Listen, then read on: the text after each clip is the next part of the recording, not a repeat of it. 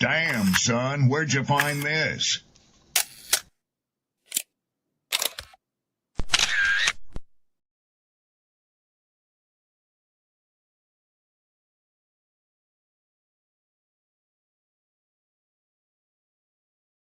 People don't be offended by the truth.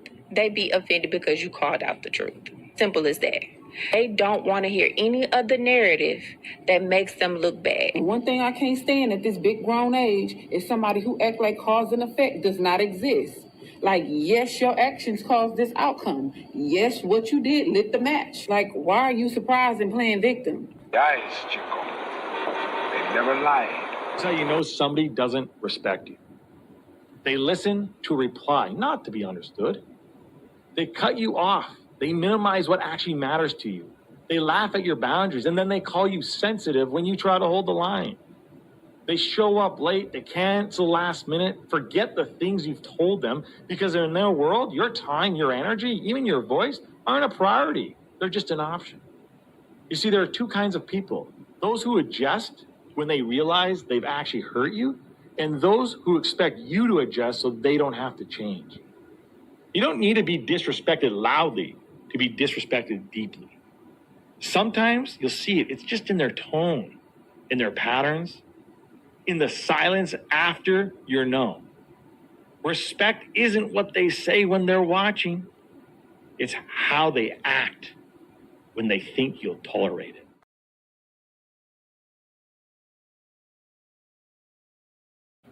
Mantra, slave songs, slave ship, rip skin, made me rip bones. But no matter how close I am, my ancestors speak. They tell me the tide isn't front on us like we're weak. I haven't been getting sleep, longing to sing until I surpass peak. Until they think we are equal, please. All I want is peace. My ancestors beat drums until their bones would bleed, begging the generations remember our story.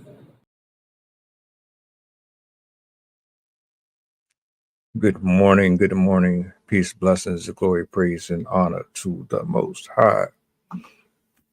Thank you all for being here this Tuesday. I hope you're well rested. I hope you started your week off productive, clear-headed. I got Sydney, I got Coach Trail in the building. You see the title. Let me bring them up. In the process, I'm going to bring this clip to the forefront as well. Do me a solid, make sure you go support and show love to both of these dope souls. It's an honor and privilege to have them here. Coach Sydney, good morning. Good morning. Hello. How you doing? I am splendid. How about yourself? Good. It's cold. It's quite cold this morning. It's like 60 in the house.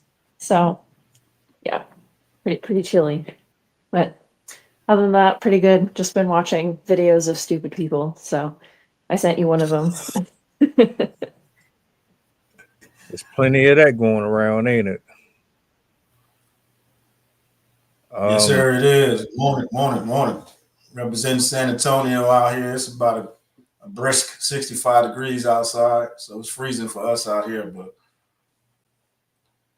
let's get it. Thoughts and prayers. Real spill. I found it. I'm about to bring it up on the big screen here in a second. I was just gonna say, one of the videos I watched was a woman that, despite all warnings, decided to climb 5 mountains during a winter storm, and it was negative 23, I think, at a certain point during her, and then negative 35. So I guess I can't complain too much about 60-degree weather. 60-degree weather here is warm. So I'd say if that's cold, then I don't know. I don't want to know what's hot. Let me bring this up real quick on the big screen. I'm not gonna pause it or nothing. It's not that long of a clip. I'm gonna let it run all the way through. Then we'll go around initial thoughts, and seeing as how this is a brother's perspective, and he kind of silenced everybody in there. This should be interesting. So let me go ahead and play this real quick. Get this off mute. Hold on. All right. When he's serious, because it seems like the vast majority just want casual encounters. That's it. That's what some of y'all just work though. Let's be honest. Yeah. Really? Yeah. So,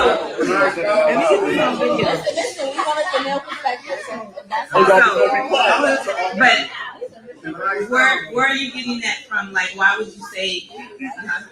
Well, yeah. So here's the thing, right? They say be honest. So we have this criteria that these women set for these men. You have to be this, you need to be that, you need to be 6 feet tall, you need to make this, you need to do that. I want you to be in line, I want you not to cheat, I want you to do this.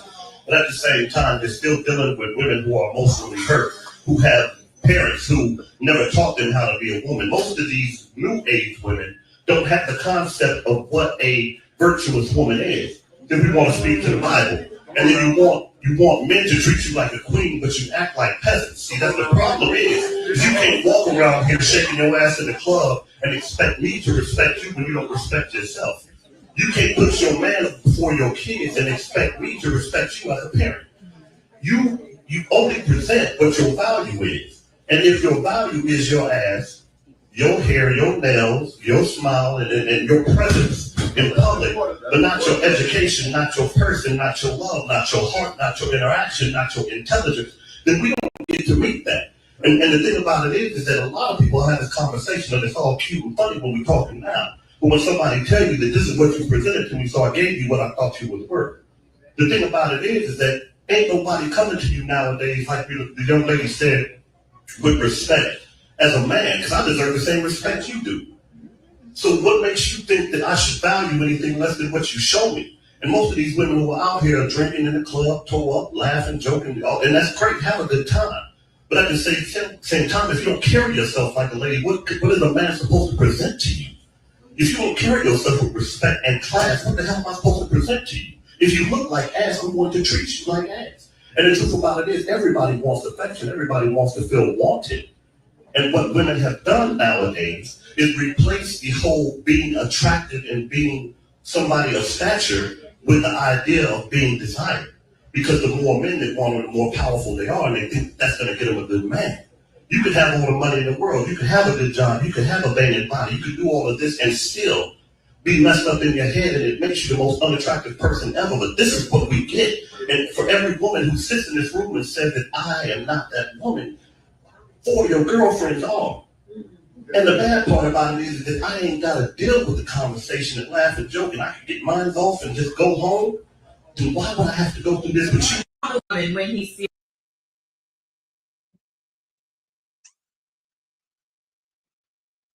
Sydney, you look fired up over there. What's up? I thought that was hilarious. When he said that you want to be treated like queens, but you act like peasants, I was like, oh, damn. It was funny when they first handed him the microphone. I thought they were handing him a beer, and I was like, I guess that makes sense. But I definitely agree with a lot of what he said. There's a lot of ladies out there that have a long list of expectations, and not even for partners, but just for everyone, how they think their friends should treat them, how they think their work should treat them, how they think their partner should treat them. And 1000%, they put their own needs in front of everyone else, including their kids. And granted, this is not isolated to just women, but I've noticed it is very prevalent with women right now, where there's this sense of entitlement where you're kind of owed all of this, but you don't have to do anything for it. And women today overwhelmingly, like, obviously there are cases, like there's a lot of women that are great women, great mothers, great partners, but there are also a lot of modern style women that are bitter about the world because they can't find a man, they can't find anyone good. How come nobody wants to be with me? How come nobody wants to marry me? How come I can't find that dream romance that I've read about in all these books? But meanwhile, they don't want to act the part.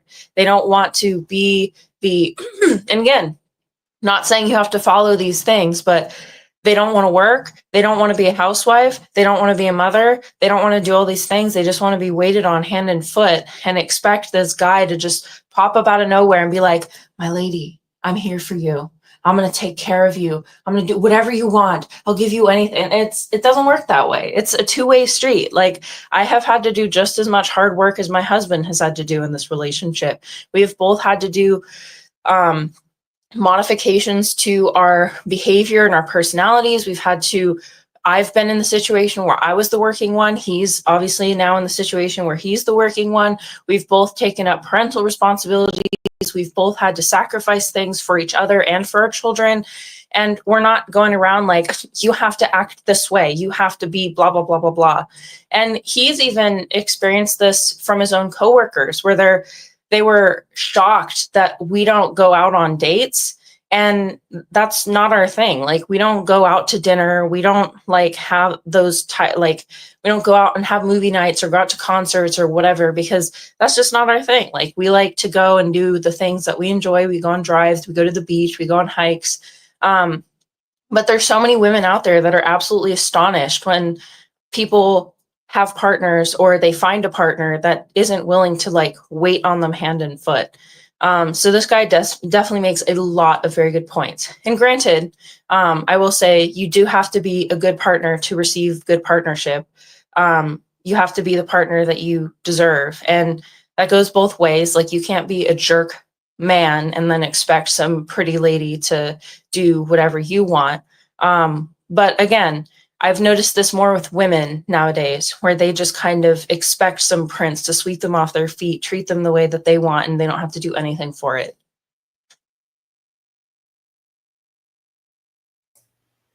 Came out with the gloves off, huh? What you got, sir? Hey, look, I'm gonna say this. I'm not gonna go too deep yet. I'm gonna say this. I appreciate the fact that they held their reserves, right? Because you're in a setting full of women from 25 plus in there, and what you would typically expect in these type of responses would be a lot of arguments, a lot of screaming, and oh, you sound like you hate women. And we didn't get that here. Everybody was respectful. It seemed as if the people were really genuinely trying to respect that man's words, even if they disagreed with him. They wanted to hear what he had to say. We don't have enough of that. We are too quick to cut the other person off. And I didn't even finish what I had to say. I was just, see, I'm a slow cooker. I like scenery. I like to see the nice things on the road. I don't like to just boom, get to my destination. I like to enjoy so when I speak, you're going to get a bit of this and this and this and this, but there's a method to my madness. But if you're not willing to actually listen and you're impatient, we don't really get anywhere. So just for starters, I'll say I enjoyed how this kind of went in terms of they didn't look at him take a torch, light it, and then go to his house and say, we're going to burn it down. They heard what he had to say. He got his bars off. And now that you fully heard what he had to say, now you can digest it a little better without saying, oh, I misinterpreted something. No, you let him get everything out. Now you can take this in and process it however you need to. And here's where the conversation can pick up. We can continue moving forward with, well, okay, I hear what you're saying. Now, what do we address moving forward? So, my initial thoughts. So I'll just tack in a little bit of what the title says. You are what you attract. And, you know, obviously that kind of goes in line with the law of attraction. And just some of the things to keep in mind when thinking about the law of attraction is, you know, feelings and beliefs, they shape our experiences, you know, so what you're projecting, what you're putting out there and you're manifesting is eventually what you're going to receive. And, you know, I believe in that, you know, it kind of goes hand in hand with the with positive affirmations, you know, in the morning and then in the evening. You know, you wake up and say those 3 positive things in hopes in terms of, you know, projecting those positive things into your life. So I just think you have to be careful for what you're manifesting, and then you have to be able to receive it and take accountability for what you put out into the ether, into the universe when it comes back to you. Absolutely. 1000%. One of my issues with conversations involving these type of dynamics is no one is usually willing to just sit and allow the other person to say what they have to say and vice versa. Sydney, you had said something that I thought was also intriguing to me. Everybody's relationships are different. Some people like the mountain climb. Some people like to scuba dive. Some people like to go on expeditions with their partners. Some people are homebodies. Whatever works for you works for you. And you have to find someone that is walking in the same direction that you are. Many men and women are chasing after superficial criterias, requirements that are above and beyond their spiritual pay grade, your mental pay grade, your emotional pay grade. You are a introverted extrovert. You should be around someone who knows how to blend in with that, and vice versa. There's not just one person going into these relationships or these partnerships. It's a multifaceted communion. You asking someone to go above and beyond for you without being able to return what you are asking for is selfish. It comes from a place of false advertisement. You're being told that this is what the fairy tale lifestyle is supposed to look like for you. You're literally having other people tell you what your life is supposed to be in general. I didn't grow up wanting to be this, that, and the third. I wanted to be an FBI agent. I wanted to be a Power Ranger. I wanted to save the world. That was how I always felt. But it all came back to me just wanting to help people in general. Right? So my inspirations came from superheroes and folks that I thought were doing good in the world. I built my principles off of being kind and having certain morals and standards that went against the grain. I wasn't trying to fit into a specific group of people. A lot of men and women out here get their identities from social media and false prophets and gurus who are single and miserable and bitter, but they want to give out advice to everybody else. A lot of these women out here that say they got the highest self-esteem got the most body work done.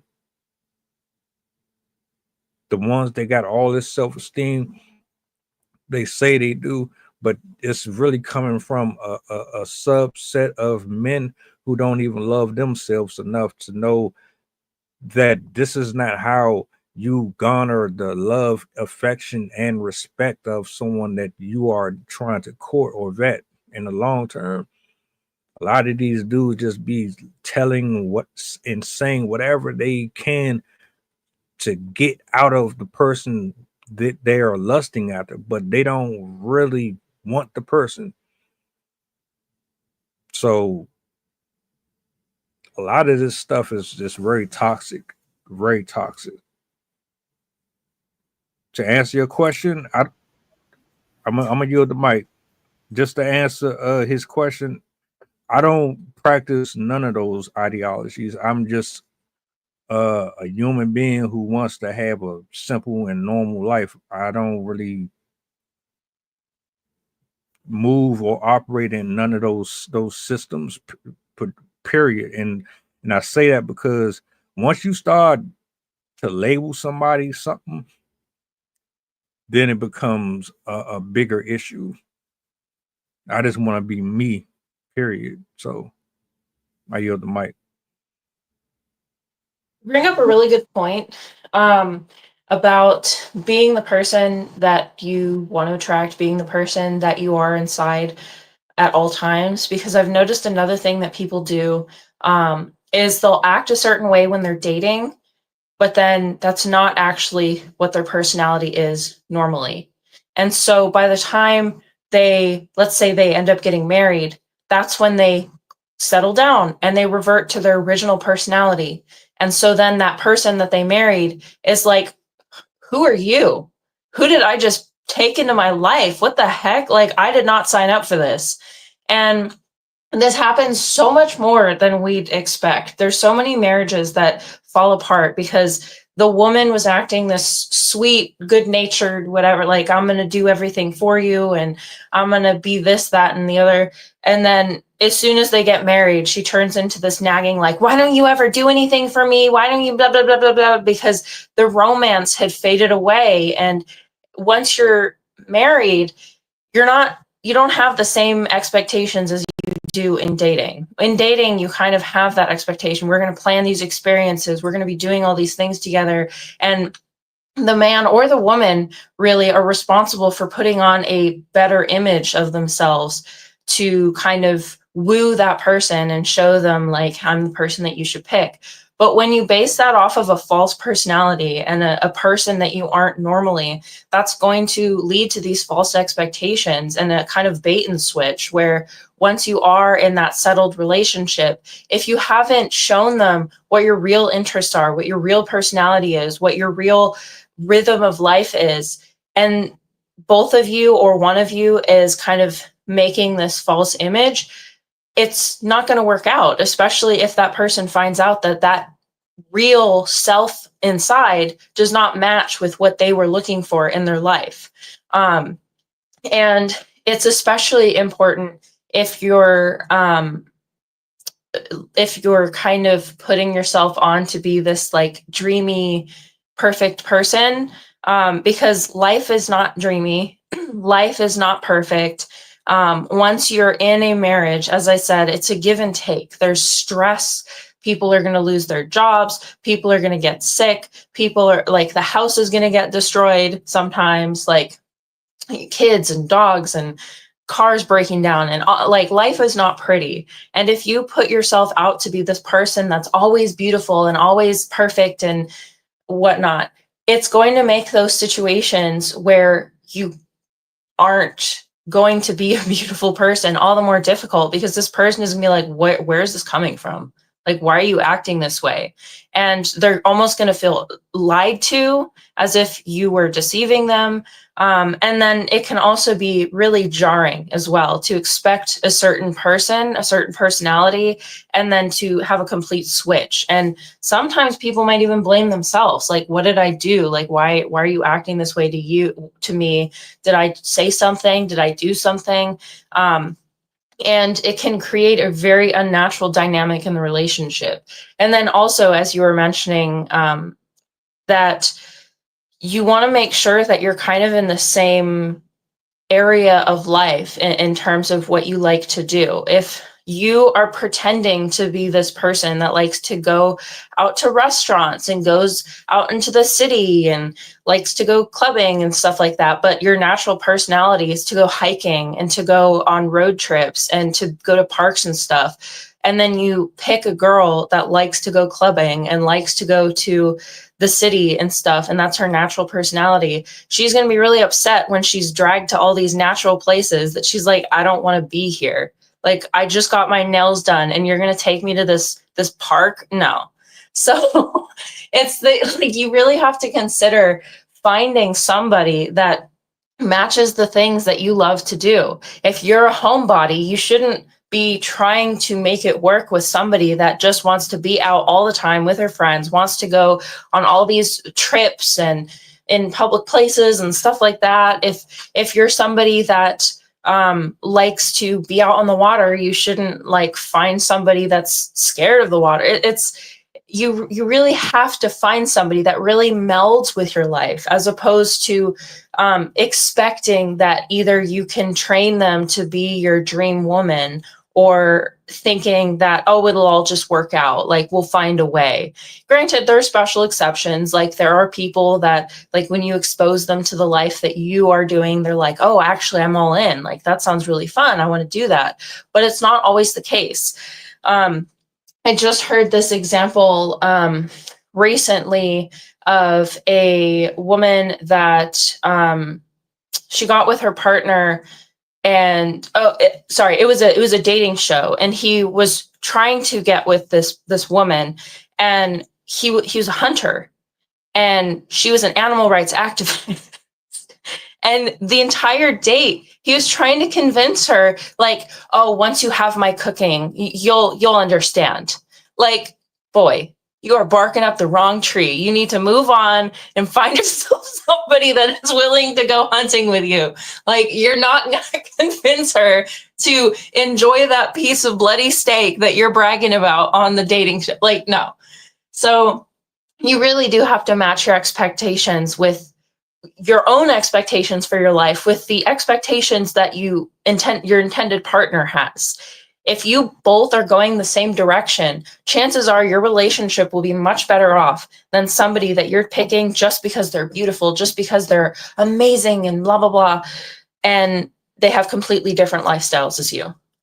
So yeah, you really have to make sure that you're showing your real self when you're dating as much as you would once you're in a solid relationship, because otherwise the mismatch is not going to let that relationship work.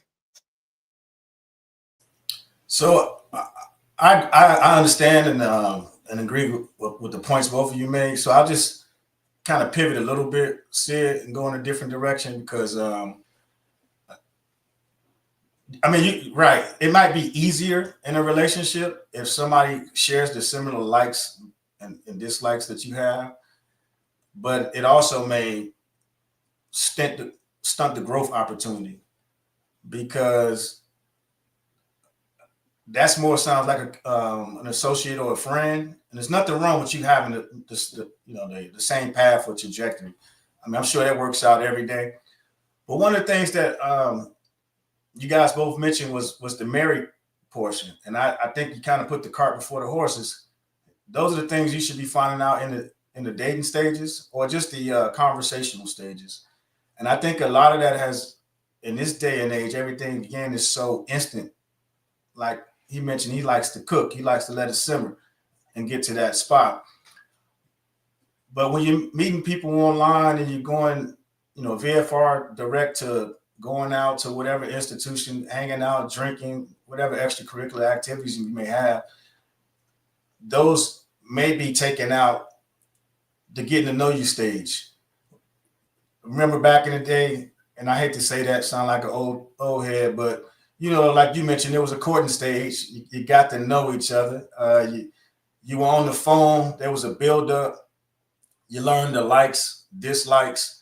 You learned what you were interested in, what you weren't interested in. People weren't so hell-bent on my way or the highway. And then people also had the opportunity to kind of learn about themselves. And so that would be another part of the law of attraction, right? Embracing the self-love, because you can't attract a loving partner if you're not in love with yourself.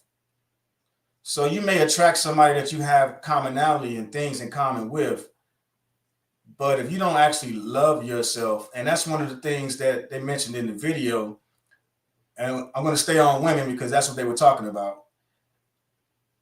A lot of mothers don't teach their daughters how to love. They aren't showing how to love the significant other in the household, if there is even a significant other in the household. If there's one parent in the house, or even two parents in the house, and those two parents don't have love and displaying love with each other in the household, then you're already inadvertently kind of teaching whoever's learning in that house the incorrect way to go about building a relationship. One of the other things is that you kind of touched on, said, was that superficial charm. And the superficial charm meaning you may go out in public and project to be a certain way, but that might not be necessarily what you're into. Like you said, one going hunting and the other one is animal rights activist. But there may be some attraction there, but you have to think about it. Why would the person pretend to be into something like that and you put themselves in that situation? Obviously, it's superficial, and you can't get on to establish a deeper relationship. And those are also traits of narcissism in a relationship. And I think right now, so many people display narcissism traits, both male and female, just through society, how you're being raised, social media, and people aren't necessarily really identifying what those traits are. So, like the gentleman said in the video, you got to identify what you want as a person, and then know within the group that you're around that you're in the right group or environment to thrive, or even to just, conduct yourself as a better human being. So again, you got to know what you want, and you got to know what you're looking for. So like the person said in the chat, the microwave relationships is kind of what's killing it. There's no actual dating. You see online, everybody's talking about hooking up. You got young ladies referring to themselves as throat gods. You know what I'm saying? They're minimizing themselves to be, a quick hit or quick fix. You got videos of people, going out and talking about how if somebody isn't, the expectations is, well, if you're in your 30s or your 40s, I saw a meme the other day, well, you don't have time to get to know somebody. You should already know who you are at this point. If we ain't having sex, then this ain't going nowhere. So just the whole mindset on relationships, period, I think is outdated. That stuff doesn't even necessarily exist anymore. So we're trying to do things, I guess you would say, the old way of conducting business in relationships, because it's not just about dating. It's also relationships in the workplace. They're being cheated from communication, workplaces. And again, it goes back, we keep talking about the same things. It seems to kind of be repetitive about the cutoff culture and the fact that if you're not interested in even having a conversation, I'm cutting you off. If you don't even want to hear the words that I'm saying, like you mentioned earlier, they'll cut you off. They're quick to get their points across, and they don't even understand that that's disrespectful. So I think the levels of respect aren't even the same as from what we may be traditionally used to, because people don't respect each other, which is another issue. So if you don't respect me, you're not listening. Or like you said in White Man Can't Jump, you don't hear me, Jimmy. You know what I mean? Listening, but you don't hear me. So if you're not receiving that information and you can't even process it in the correct context, then I think that might be where some of the disconnect is that you mentioned as well. To answer Chef's question, I believe a lot of it is programming. A lot of it is taught to us. Coach, you said it. A lot of these women don't know how to love. They're not taught. Like, all right, what is being taught how to be feminine, how to be submissive, how to be independent, but still understand that you have to accommodate for others outside of yourself while also still being compassionate and giving and loving in the same breath. You wouldn't really believe how wicked the world is until you start seeing the manifestations of its byproduct. When you have women dressing up like celebrity rappers and singers for Halloween, you should know right then and there that there are influences, that there are other entities who set out to target a specific group of men and women for a different agenda. What's the goal? Well, that all depends on how you want to look at it. I look at it like everything that I am witnessing is designed to make or create a gap so big between men and women that you can't come back from it. I still believe in traditional roles. I want to hold on to them as long as I can. And there are a group of people who still do, but then at the same breath, they want to eliminate it altogether. They don't want it. So now you have, well, what works and what doesn't work? Are we supposed to just cut off that part of our life and then just assimilate this new modernized way of thinking when it comes to dealing with the opposite gender, or just friendships and all that? And are you telling me to abandon everything that I was brought up on so that I can fit into your narratives and your roles? I don't think so. I will be the black sheep for the rest of my life. You will never get me or convince me otherwise.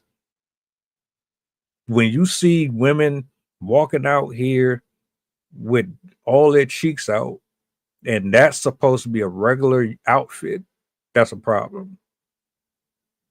You trying to convince me that that's a regular outfit, that's a problem. You trying to tell me that the hookup culture is normal, that's a problem. You trying to convince me that polygamy is normal is a problem. But that's just me personally. Yeah, I might feel differently. At the end of the day, I don't really trust a lot of the programming that gets pushed out here because people are really just trying to make money. How do you do it? You got to reach a specific subset of people who want to live life the way that they want to live it. And we all have that right too. I've never told anybody to do this or do that. If you want to be out here as a gold digger, be one. You're going to get treated as such, though. You are what you present. Whatever is internalized has to come out. I don't care how well you hide it. I don't care how well you dress it up. It's going to reveal itself through your actions every single time. people want to normalize negative actions and negative behaviors and make it look like, well, no, they're just practicing their independence. They're just being themselves. Does that necessarily mean that is right? Does it necessarily mean that is productive? Does it necessarily mean that a police officer who likes to target black men, does that mean that he's a good person because he has on a uniform, but he's very known for bigotry?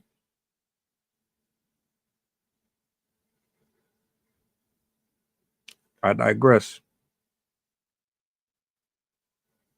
Yeah, I would just say be careful because when you generalize, you're kind of throwing everybody in the same pot. Just to reference the cheeks part, would you say a new beach is a bad thing or a good thing? Bad thing. Why? Well, because I believe in God and I follow that. You're putting temptation out there that shouldn't be, right? Men fund OnlyFans. Men are the reason why the adult industry is as profitable as it is. Sexuality. Stay on New Beach. Stay on New Beach. Stay on New Beach. So, the reason why I asked about basically what I'm saying is, being new like that, you're causing all types of temptations to come awry. You might think it's normal, but to somebody else, they might be a whole creep or a serial killer or somebody who stalk you and they want you for this, that, and the third. I just don't. That's just me personally. The reason why I ask is because in other countries, I mean, they got co-ed saunas, they got nude beaches, they got, like in Germany, for instance, they have water parks that after 6 p.m., well, before 6 p.m., completely family oriented. Everybody can go out and have a good time. But after 8 p.m., they know if you don't plan on being nude to depart that area, and then the people that do partake, they come in and they don't have any other issues. A lot of places where you have most of the issues is here in America, where people are closed-minded, not necessarily open to other cultures and the way they do things. So I think we just have to be careful because there are things that go on. Right, sexuality isn't as suppressed anywhere else, but here in America. But it's also overly sexualized. Is like you just mentioned with the OnlyFans, they teaching you how to monetize and do all those different things off of it. So it almost becomes a manipulation and a business out of it versus just the freedom. Because I mean, you talk about the Bible, and I don't want to make this a Bible thing, but people start going into it and say, well, initially people didn't have any clothes. You know what I mean? So I mean, you can pivot and go kind of each direction, but I'm just saying you got to be careful when you throw everybody into the same box. And I think in America, we're more institutionalized and closed-minded because there are a lot of cultures that are out there doing and they're advancing their cultures in those other aspects versus us. We're just sitting here fighting amongst each other and just kind of pointing fingers and saying, because you're doing this, this is happening. Because you're showing this, this is happening. Somebody can women breastfeed all day long out in public. That's their right. But that doesn't mean because you see it that you should go over there and feel like you're obligated to engage into the breastfeeding. You know what I mean? So that's a mindset and a concept that there's something wrong with people if they think that that gives them the opportunity to go out and violate somebody because of that. So you just have to be careful because I think there's a fine line in between it. But I think the culture may lean towards that type of negative mindset and behavior. Doesn't necessarily make it right. That's all. I just want to give you two sides of it. That's all. I'm not trying to, necessarily. Oh no, you good. But that's exactly why I said what I said, because with this right here, it's always going to be taboo. I mean, I can say, don't let me see somebody on a nude beach naked, because I'm automatically going to think sexually. I am. That's just how I was programmed. Now, your culture is your culture. But what is our culture over here specifically? What are we supposed to be highlighting as normal, and what's normal, what's abnormal? And based on what he said in the video, the way that you present yourself is going to give off the impression that you are one way that you might not be. So now you're judging people, right? So is he judging, or is he being open-minded to what he's noticed? Well, so that's based off experiences. So if you had negative experiences of that, then now you're judging based on those experiences. But if you had positive experiences, then you wouldn't be saying that, right?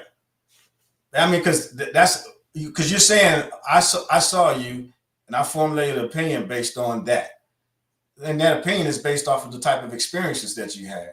So that can be based off your traumas. So your traumas, your experiences, now you're judging somebody based on those things, which don't necessarily make it right or wrong. But you just have to be careful, is what I'm saying, is that's no longer open-minded if you already come to a conclusion by seeing the way somebody look. And they do that to us every day.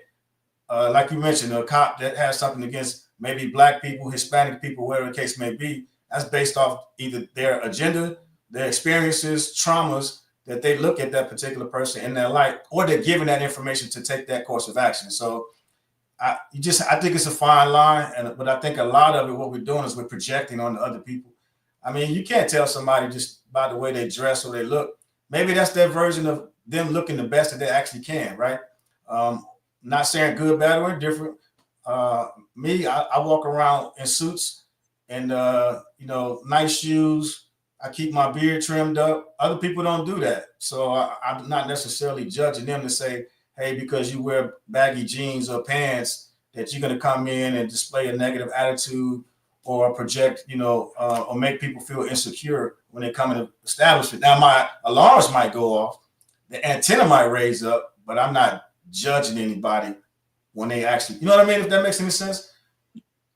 I just, like I said, it's a fine line in between doing that. I just think you have to, not you personally, we as a people just have to think about those things, because like you said, that's the way you might have been programmed.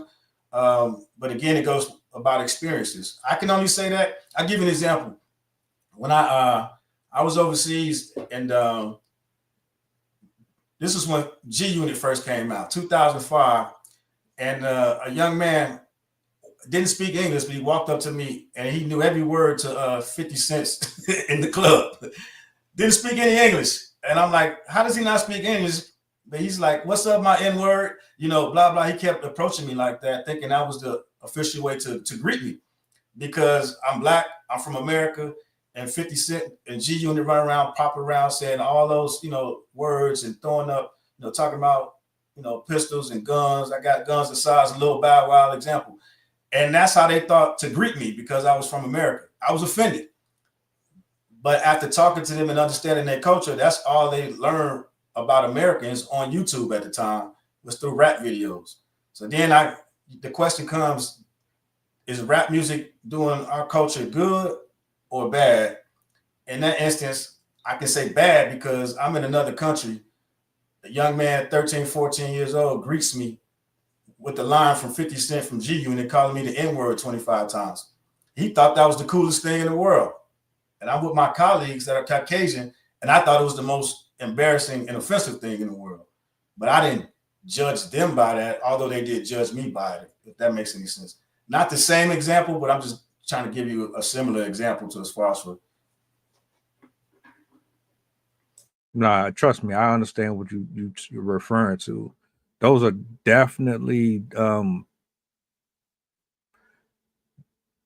they're similar, but they're definitely separate in the way where, if we're speaking specifically about cultures, then their culture, they listen and watch us over here, and they're probably more likely than not operating from a more controlled set of things that they believe in that keep them from crashing out and jumping out the window. Like they will probably still eat at the table and they have a flag or something that they pray to or whatever. I'm not trying, disclaimer, I'm not mocking nobody's culture, nothing like that. What I'm saying is Right. over here in the Western specifically, our rap is trash. Not all of it, but majority of it.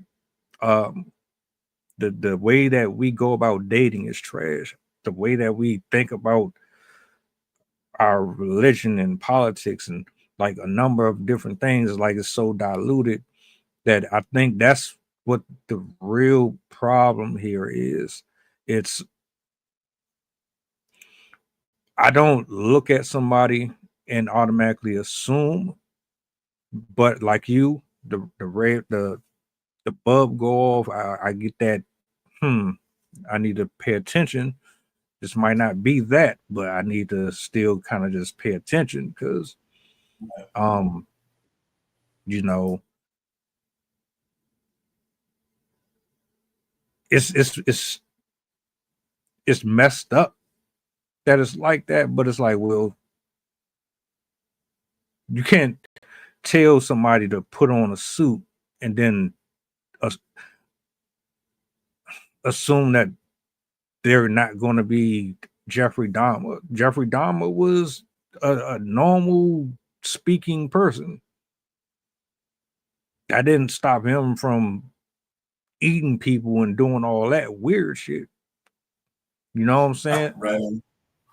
So it's like I go off of conversation. I go off of it's all right.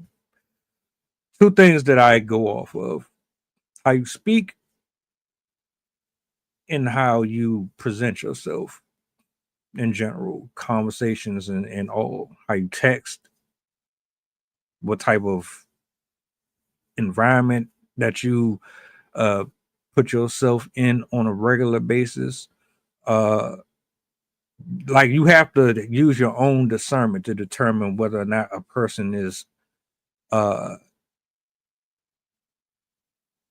distraction or someone who is there to bring more abundance to you or something. I know I'm here and there with it. What I'm saying is like when he was talking about these requirements and all of this stuff, I'm just thinking, well, okay, you can ask for whatever you want. That's cool. But make sure that you are what I need too. Don't sit up here and tell me I gotta have 100 things that have to be done or I ain't worth nothing. But you can be this and I gotta deal with that. That's crazy to me. So you can't cook, can't clean, or you can and you don't want to, but you want a maid and you want me to pay for all of our services to be taken care of while you get to spend money. You're not nurturing.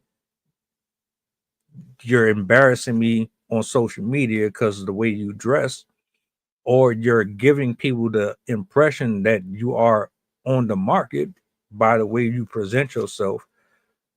But you want me to be able to be loyal, be wealthy, be a protector, provider, all this other stuff, but you can't even meet me. I think that's the issue. So I don't know. I don't really, to each his own. Some people might not care if you dress a certain way. It might not bother you as long as the woman knows how to put people in their place when they're disrespectful. Right. But you want to minimize the dangers that come with presenting yourself like you're a streetwalker.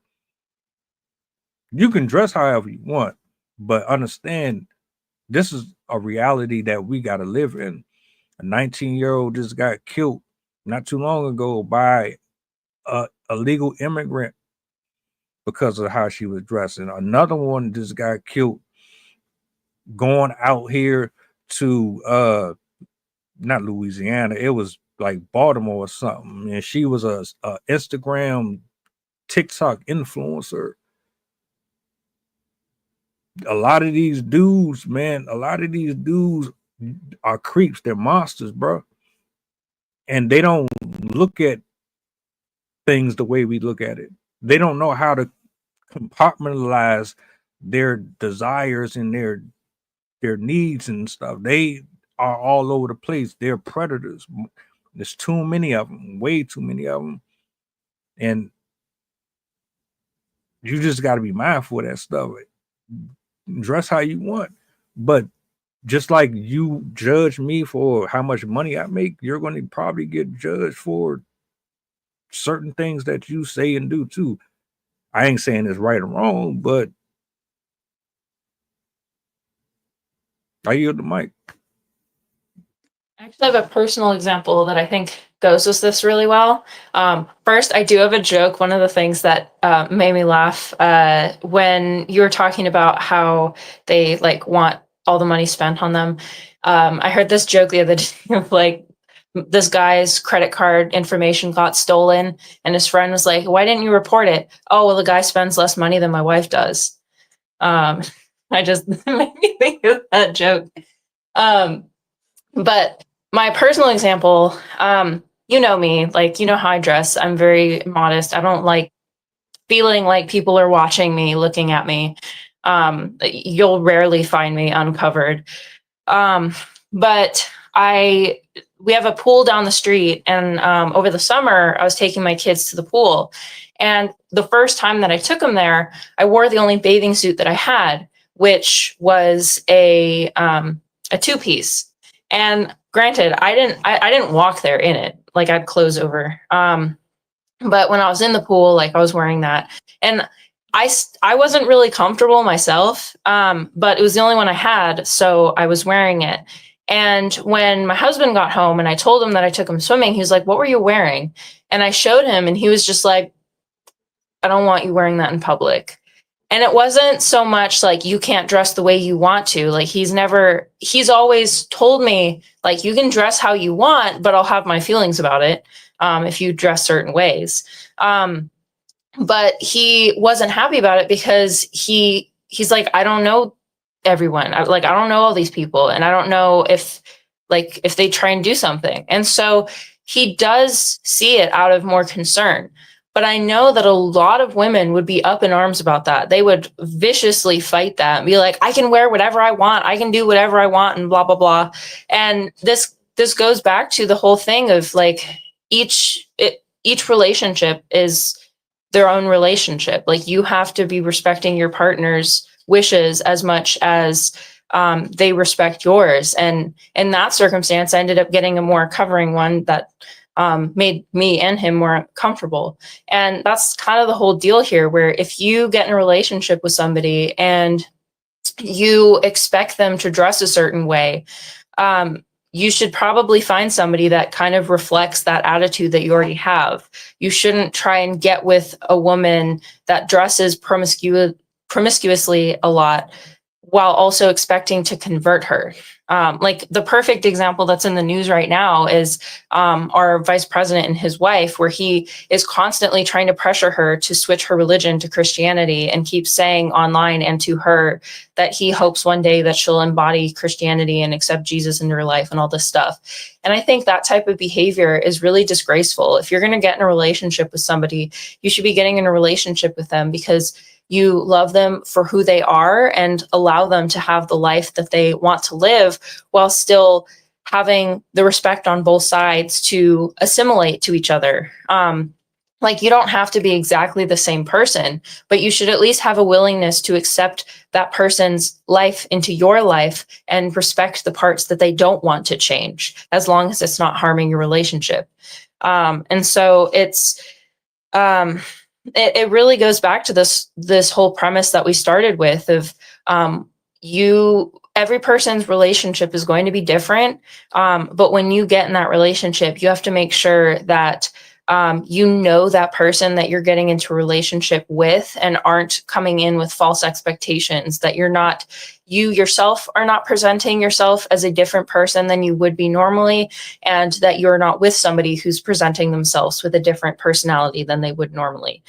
Because once you have that bait and switch, almost like you're catfishing the person that you're with right in front of them, that's only going to lead to issues. Because if you are presenting yourself as a certain way, and then once you get more into the relationship, you're kind of expecting them to treat you a different way, or you change up your expectations or change up your personality, that's going to lead to a lot of issues.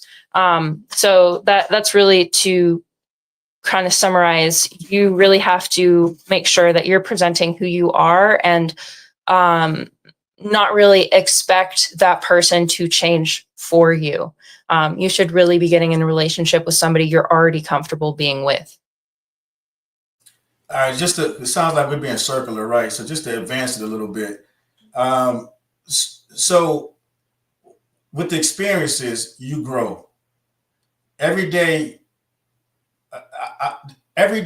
you learn something, you should be evolving and growing. So if you meet somebody and you're with them for over a course of, let's say, 10 years, and you're still, if you expect it, or if you're saying that the way I met you and you're still that person, to me, it sounds like you got an issue with growth, because it's virtually impossible for you to be the same person you was when you met in a relationship over the course of 10 years. You're going to, whatever it is that you're doing, you're going to work, you're going to school, you go to the gym, you encounter different experiences and situations that you may not have been educated on, or you're being, new experiences is causing you to evolve. So there is potential that you grow apart. We keep saying that you should know everything about that person, which is virtually impossible whenever you met that person. Unless you met them in sixth grade and you got married at 25, then that might be something good. But that's not even possible, because when you leave the house and you go to separate locations, and I'll use an example, right? So in the workplace, people, they laugh and joke about having work wives and work husbands, which is bullshit. Because what happens is you go in that place and you give that person at work or school the best version of yourself. You talk about things, you share things, similarities, commonalities, and it might not be the person to your right, but the person to your left, you're going to grow closer because it's through experiences. And then you may go home, and because that person likes the way they were when you met them, you're not sharing those experiences and then those things and those commonalities of how you're growing. So then that's when a lot of people grow apart. And so you could talk about expectations and how you were when we met, but evolution still happens. You're still growing. So you should be growing together, not necessarily holding me to something that you met maybe 5-10 years ago. And that's something that you're doing, and that's saying that you're not growing as a person. And you have to have the communication and the conversation in order to understand, hey, these are some things that I'm going through. And it's simple through asking somebody, how was your day, right? What did you do at work today? So with you sharing those things and those new experiences, you should be growing in the relationship together, not saying based on my morals and my values from how I was raised. That's just showing that you're not evolving, because you're not the age that you were when you learned those lessons or when it was given down to you at 10, 15, and 14, but you're holding on to those thoughts and those, let's call them family values or core values.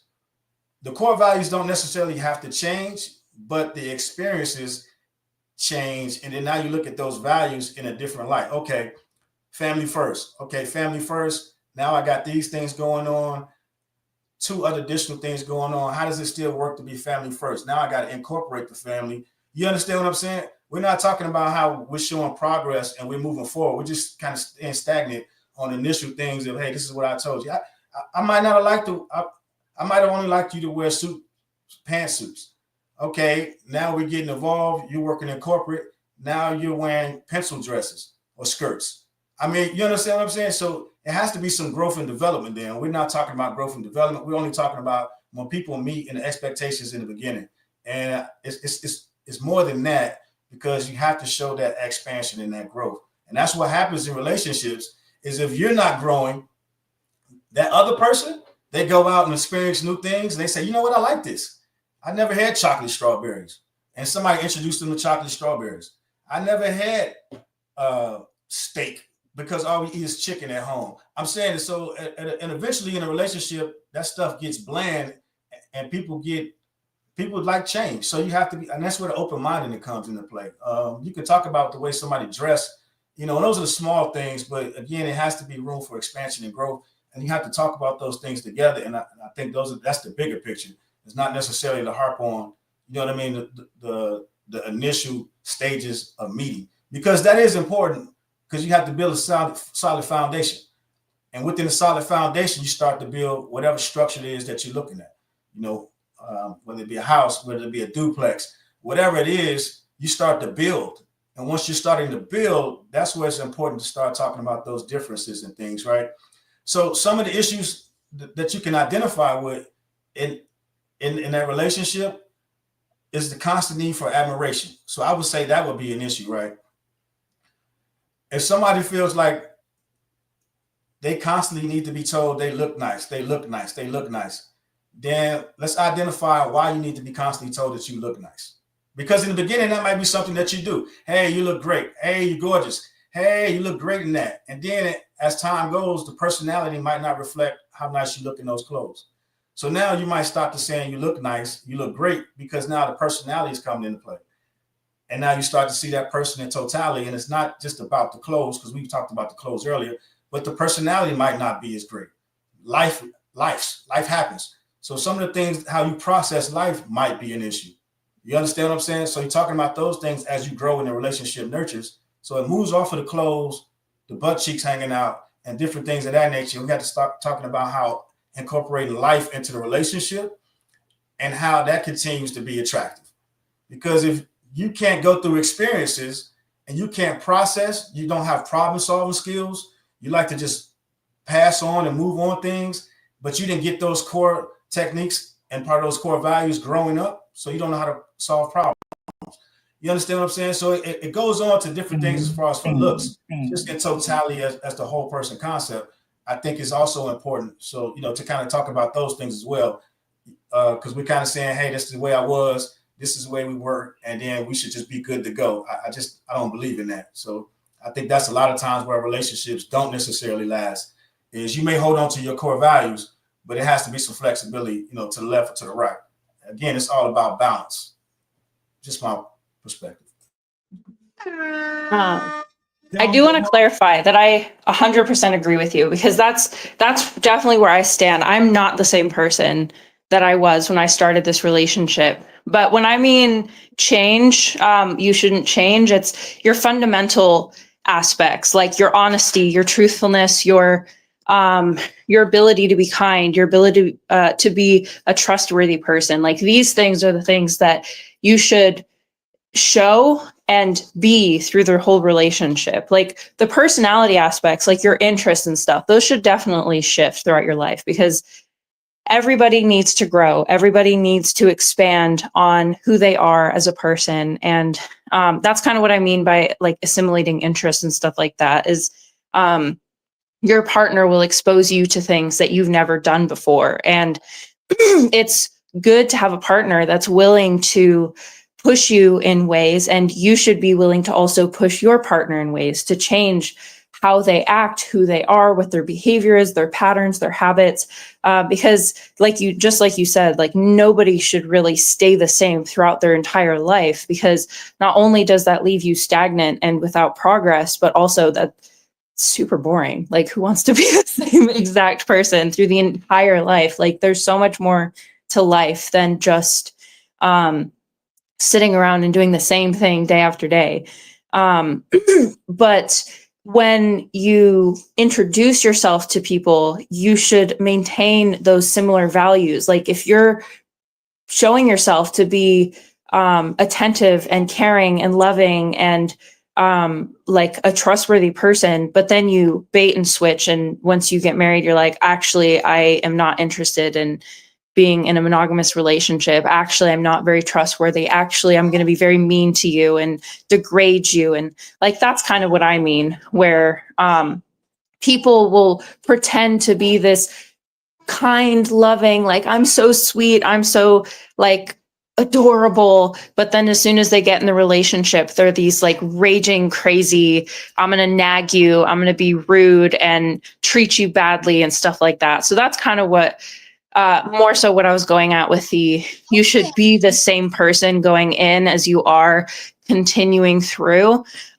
Because granted, as just like you said, just like we've been saying, you have to be flexible for the person that you're with, and you have to understand that life will change you and that you will gain new virtues, you'll gain new behaviors, new mannerisms, all sorts of things. But your values underneath and how you treat people, those should be consistent throughout. And granted, if you're a mean person, you should be willing to change to not be that way. But every like personality, I think, is different than behavior, and people are going to have. I think personality is the relatively most consistent thing in your life, and so that is really the thing that will probably see the least change, unless you have like personality flaws that you need to work on. And so people should still be true to themselves through the relationship. When you say personality, the least thing to change, can you go more in a little bit of depth about that? It's versus the behaviors. It's like that innate sense. Like everybody has that innate identity of like who they are underneath. And your identity plays a lot of roles in how you treat people, what things you choose to do. But I think we all are born with that certain aspect to ourselves that is unchangeable, that certain thing that makes us us, no matter what situation we're in. This is something that I've explored through personality studies with people that were in extremely traumatic situations, where even when they were in like war camps or like other types of situations, they still held on to the certain part of themselves. And people with certain, they categorized it, but people with certain personalities were more likely to survive those situations than other people with a different type of personality. So there is something innate in us that is something we're born with, that we hold on to for our whole lives, that affects everything else, that affects how we think, that affects how we behave, that affects how we respond to the way that we behave and the way that we think.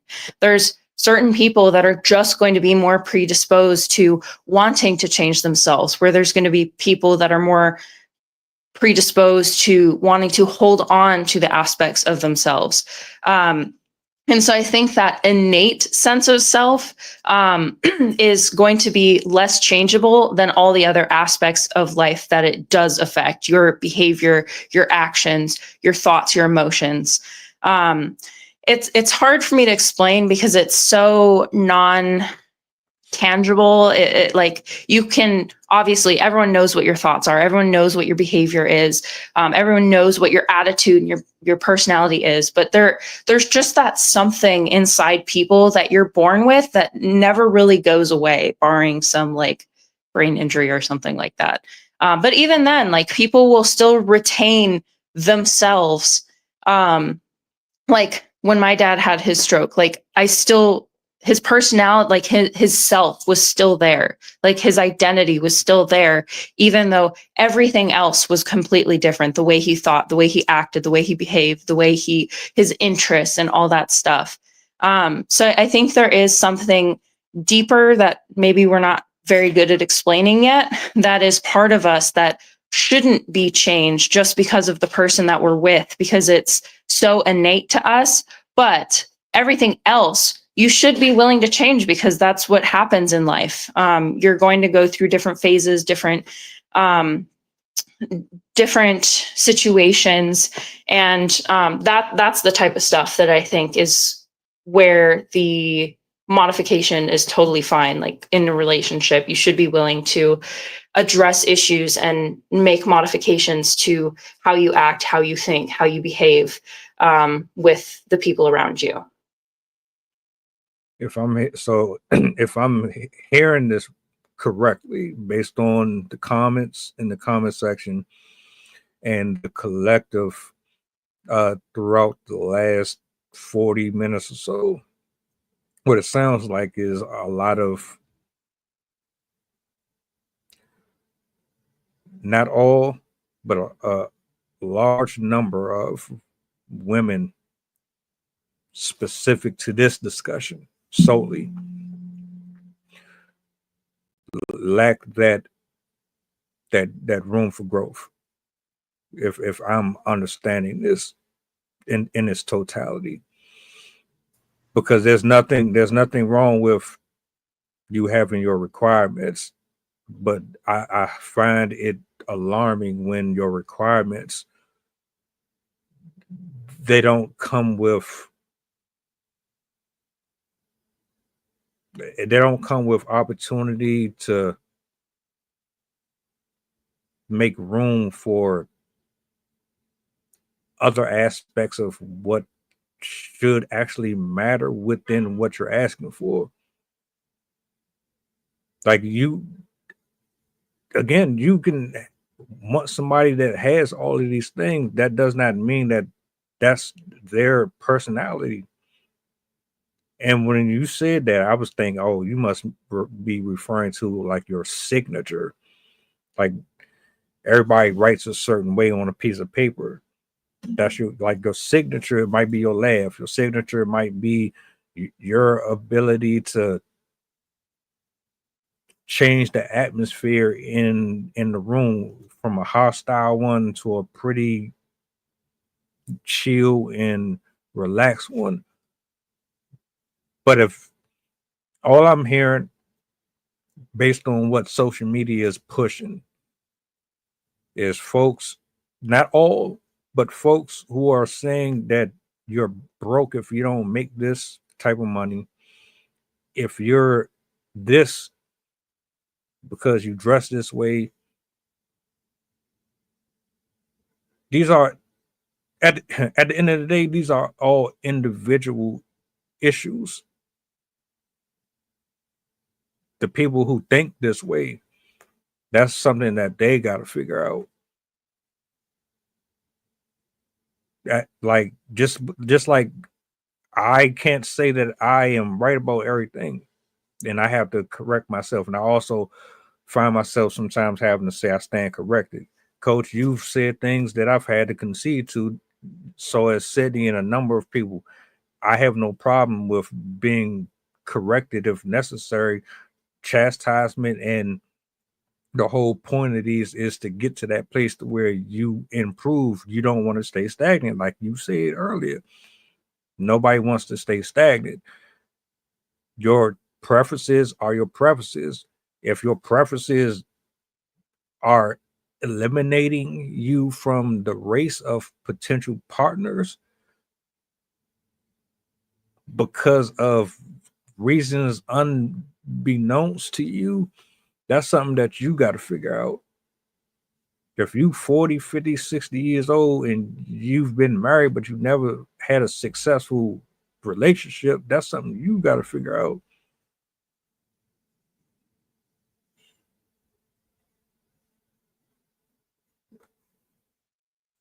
I mean, you got it. No, so I agree with you. So what I'll say is I disagree on the personality thing. The whole concept behind it is understanding how the personalities work and finding that commonality, that goal, that objective that you're striving for.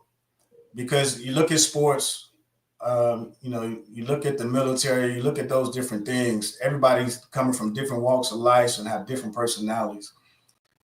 And, that's why they have things like the DISC assessment to understand the personalities. And once you find that commonality of whoever's in that group, now you can find that motivational tool for everybody to work together going in that same trajectory. Now, you don't all have to have the same thoughts because nobody's going to have the same thoughts. But the problem is we bring so much baggage to the table.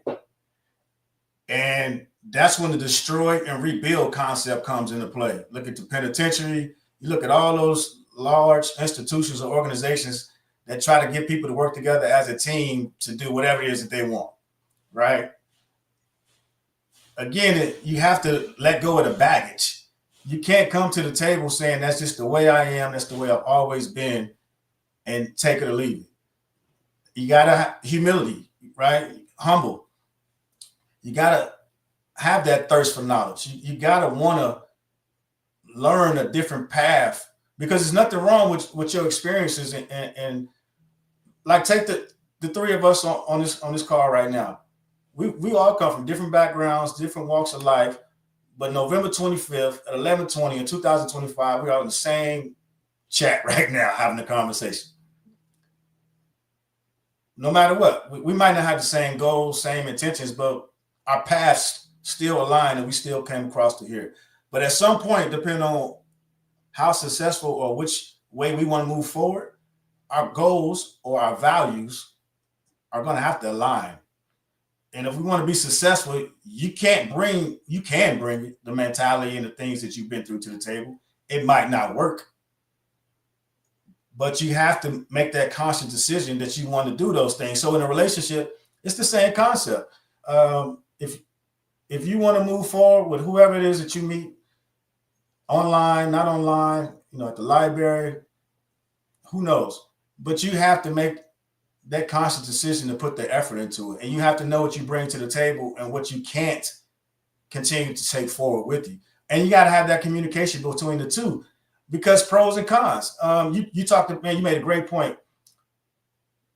Requirements, prerequisites, whatever it is you come to the table with saying, this is my list of demands that I want from the person that I'm going to be with for the next 3 years. Nobody's going to meet that entire list, and you shouldn't even came with the list. What you probably should have came with was a list of pros and cons of things that you do well and you don't do well. And that if you're looking to join a partnership, some of the things that we can collaborate on to be a successful team. So I think the mindset of the way we go about doing things, if you're showing up and you already got a list, well, you've already told me I don't meet the requirements for whatever our obligation or contract is, and this is what you would like for me to go ahead and start working on in order for us to be a better team. You haven't even got to know anything about me yet. And like you said earlier, both of you said it's just that physical attraction, possibly, or whatever attraction. You like the fact that I read 36 books. Whatever the case it is, that's what got you to the table. So at that particular point, that's awesome. It got us to the table.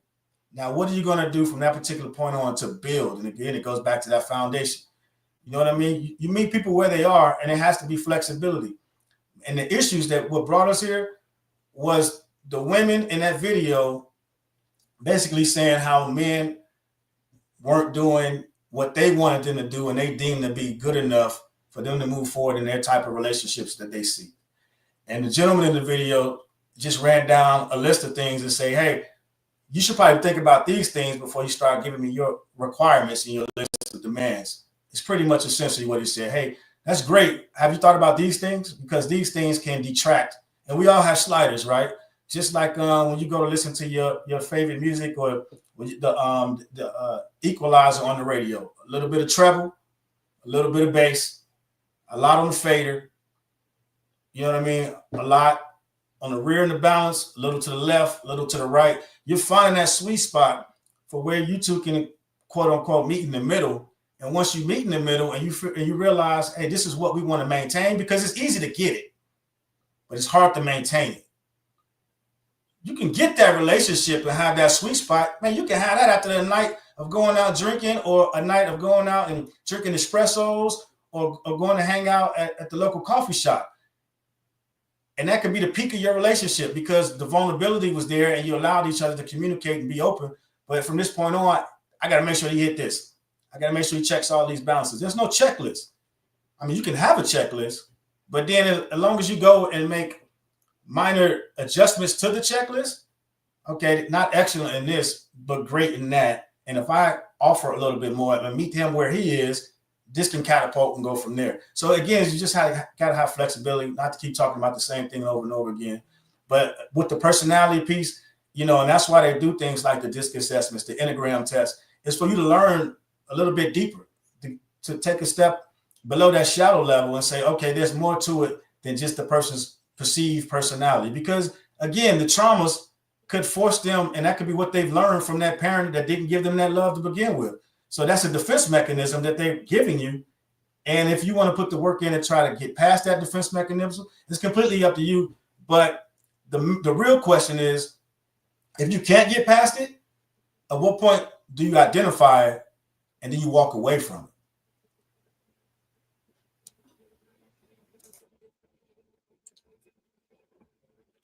Some very good points here. Some very good points here. Damn, that's a lot. That's a lot. It took a lot of work to get to that point in my own personal life too. So I understand it. And what I find oftentimes is you will eliminate a lot of unnecessary headaches and heartache when you continue to put in the work. You doing yourself a disservice thinking that you just got it all figured out right then and there. Because as soon as you start to deal with another person, now you're basically saying, I signed up for this, so I have to participate in it just as much as I would if I was doing this solo. Right.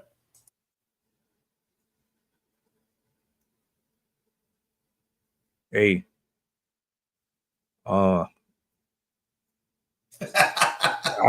That's why accountability is important, man. You know what I mean? You can blame people all day long, but the law of the mirror, it hurts when you put that mirror up in front of your face, because that's when you have to be accountable. And that's when people, you know, again, nowadays, accountability is not happening. The blame game. They didn't do this. They didn't do that. They knew I liked this. They knew I liked that. You know what I mean? At what point are you holding yourself accountable and not blaming they? What point are you not holding yourself accountable to say, I didn't put more effort into learning about relationships? I didn't think past my mother's or my father's failed relationship. I didn't think that my uncle was going out and sleeping with 1,000 women, and I thought that was the way to go as a man. You know what I mean? There's so many different bad examples out there, and I don't think people stop and think about that kind of stuff. You know, they just naturally think it's not going to happen to me. I'm going to do what makes me happy. And that's what you hear people say. I'm just going to do me. I'm just going to do what makes me happy. And like you both mentioned, those are the people that are the most miserable people. And they cause the most harm to other people versus just saying, you know what, maybe this isn't for me. Let me go self-reflect and spend some time by myself and work on me. And people don't do that. They'll say things like, hey, let's go get a counselor. Well, instead of getting a counselor, how about you work on you? Because we both can't work on us if we're not complete versions of us individually, right? Because you got to be at least 60, 70% to come to the table. If you're 50 and less, and you just bring it again, that baggage thing, and you coming to the table and just saying, hey, look, like you said earlier, I'm on my second marriage, third, fourth relationship in a year and a half. At what point are you taking a look in the mirror and saying it can't be everybody else, it's got to be me? And that's what's not happening, man. You know what I mean? And I leave it on that.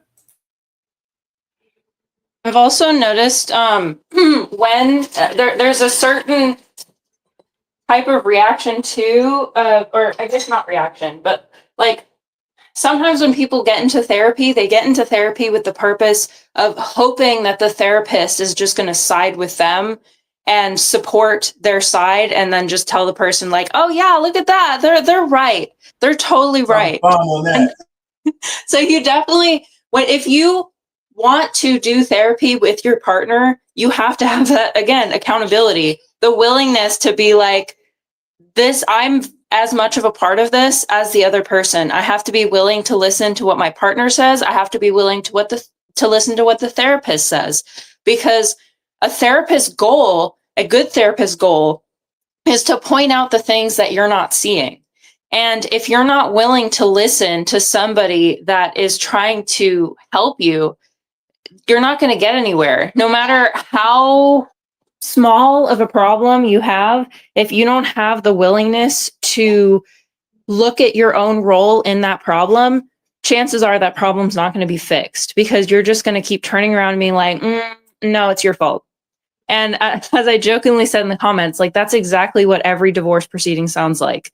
It's, well, they did this, it's your fault, you did this. And that doesn't get anyone anywhere. You have to be willing to accept your side, even if you think it's 100% their fault. You still have a role to play, because your reactions, your responses have an impact on how they respond and how they act. And so even if they are the person that's like being rude and being aggressive or doing whatever, you still have a role to play, because you exist in that relationship. And that's a huge component of the relationship, whether you're in a good state or a bad state. It's to recognize that you're an equal part of that relationship. You're an equal part of that exchange. And you have to have willingness to have the accountability in good times and bad, to know that you are affecting everything that's happening, and you are affecting the trajectory of what happens. How you act now affects your relationship in the future.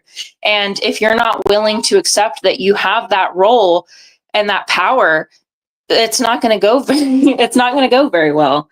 Because you're just going to keep making decisions in a vacuum, thinking that everything's just going to kind of exist as it always has. Another thing I wanted to mention too, something that you said earlier stuck out to me, the aspect of like breaking down your person, like who you are, and kind of coming together. And that's exactly the role of boot camp in the military, as they say that they're breaking you down as an individual, so then they can bring you back up as a team. Because the purpose of the military is to work together towards a certain common goal. And if people are kind of off she's trying to wear my sweater as a pair of pants. If you, come here. It's that personality over there. Mm-hmm.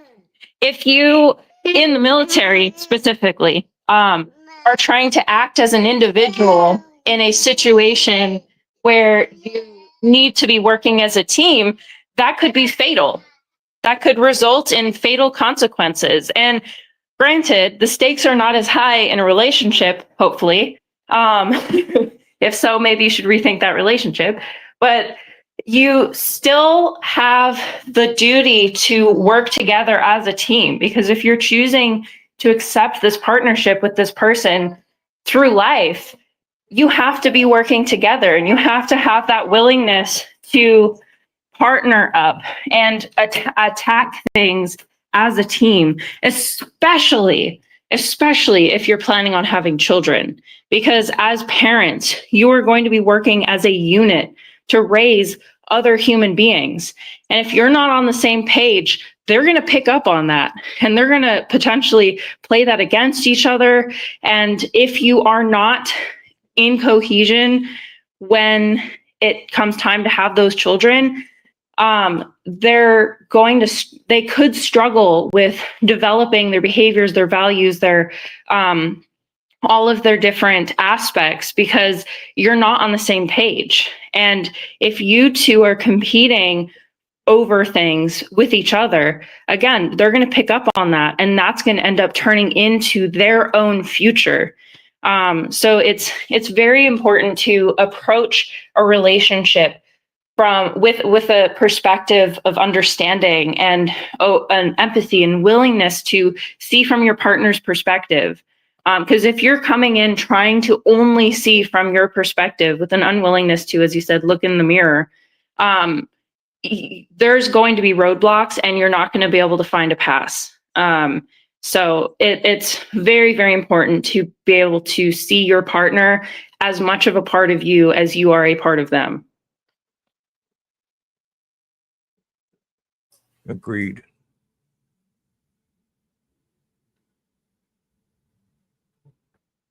Go ahead, bro. You got it. No, I was a great point, right? You know what I mean? Because you said it's not that serious, but at the end of the day, if and this is not you personally, you know, using you loosely, but as a parent, if you don't understand the significance of bringing another life into this world, then I think you've already failed. Because it's not necessarily as important as being in the military, but the structure is, right? Because if you haven't healed from your traumas, you're passing those on to young human beings that didn't request to be here in the first place.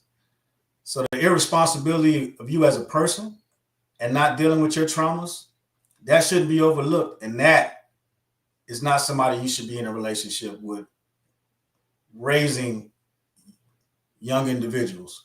Because as you do that, insert the mom and pop, the kids going back and forth, and that causing the issue because of the two of you as a unit, like you mentioned, are on the same page for whatever issues. So now you're inadvertently creating many narcissists. And the system continues to replicate itself. And the last thing I'll say, because I see what time it is reactive abuse is very real. And that's being in a relationship with the narcissist and you trying to identify it, and people aren't necessarily familiar because there's a new terminology every 6 to 7 months, right? Figuring out what exactly we're going through and how we're trying to identify with it, and then how we try to move forward from it. So reactive abuse is definitely something we need to look into. It's one of the most misunderstood concepts in emotionally abusive relationships, and that's being on the receiving end of a narcissist. So with that being said, is just, again, stay in tune with yourself. Make sure you're doing self-evaluating. And, mental health is real. When it's around the holiday times, a lot of people are going through things. And typically when you should be coming together, it kind of feels like everybody's going apart and being more individuals. And that's what's making it hard to connect with people, is the self-isolation, the lack of the problem-solving skills. So therefore, they continue to carry on that trauma and not actually get rid of it. And that's what's hurting the productivity in these relationships. So that's it. Shout out to Sydney and Coach Trail, man. Couldn't have said it any better myself. There's always room to grow. Always. Don't ever think it isn't. Period. It was something you had said. I'm gonna stop it here, but if you ain't willing to be chastised or corrected by somebody that love you, you're not going to listen to nobody else. And a part of me wants to believe that people already know. They just don't want to hear it from somebody else. I'm gonna leave it there. That reactive abuse statement you made, I feel like that deserves its own segment. So we'll spin back on that one, definitely. But I want to say thank you to both of you for being here this morning. Shout out to Chef and Pretty Things, and there was a few others who pulled up in here this morning. Thank y'all. Squish, appreciate y'all for being in here. We got another show later on this evening. If y'all in the building, tap in. If we don't get a chance to chop it up, enjoy the rest of your day. And We'll catch y'all on the flip. Oh, do me a solid before y'all go. What's the goddamn button back? I say bye.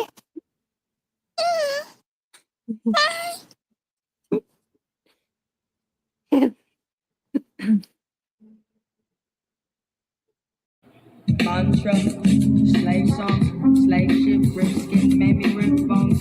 But no matter how close I hide, my ancestors speak. They tell me the tide is in front on us like we're weak. I haven't been getting sleep. Longing to sing until I surpass peak. Until they think we are equal, please. All I want is peace. My ancestors beat drums until their bones would bleed. Begging the generations remember our story.